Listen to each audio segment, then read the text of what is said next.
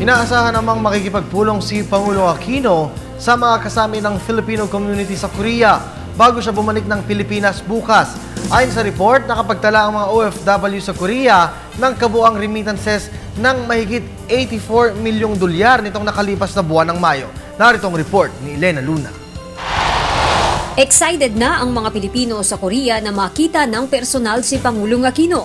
Ayon sa Embahada ng Pilipinas sa South Korea, 5,700 ang mga Pilipinong nandito. Many of them were excited because it is very seldom that they get to meet the highest official of the land. Now, what we did is that we targeted a certain number of people who could come. So, since we have this social networking facility here through Facebook and email, we ask them to register, no?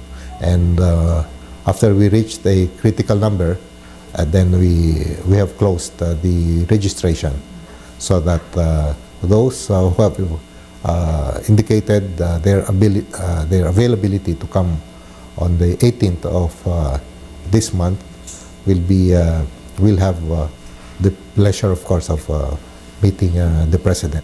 Malaking bahagi ng mga Pilipino sa Korea ay nagtatrabaho sa bisa ng Employment Permit System, isang mekanismo ng gobyerno ng Pilipinas at Korea sa pagpapalitan ng mga empleyado. Sa kanilang pagsisikap sa bansang ito, nakapagtala ang mga OFW sa Korea ng kabuuang remittance nitong buwan ng Mayo na mahigit $84.7 million.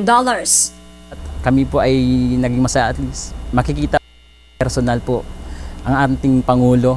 At kumbaga ay masaya kaming mga factory workers dito sa Korea kung bibisitahin kaming mga OFW dito. It's makita nila po ano po ang kalagayan namin.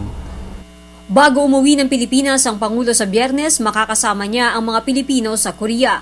Magiging regalo sa Pangulo ng mga miyembro ng Filipino community ang kanilang accomplishment report sa loob ng nakalipas na 5 taon. Magiging bahagi rin ng programa ang pagkakaloob ng parangal kay Jasmine Bacornay Lee, ang kauna-unahang Pilipino sa Korea na nahalal bilang kinatawan sa National Assembly. Tatanggap siya mula kay Pangulong Aquino ng Order of Lacandula na may rangong officer bilang pagkilala sa mga ginawa niya para isulong ang karapatan ng mga babaeng migrant workers at ang multiculturalism. I'm actually taking it as a challenge, as a responsibility given to me to be better, to do what I can do better, and I will take it as a challenge to not forget, as a challenge and as a reminder, I think, as a reminder of my roots, to keep my feet on the ground, and as a challenge for me to continue to push through to the betterment of whatever it is that I believe in and for a better society. Si Lee rin ang kauna-unahang immigrant na miyembro ng National Assembly ng South Korea. Para sa Telebisyon ng Bayan, Elena Luna, South Korea.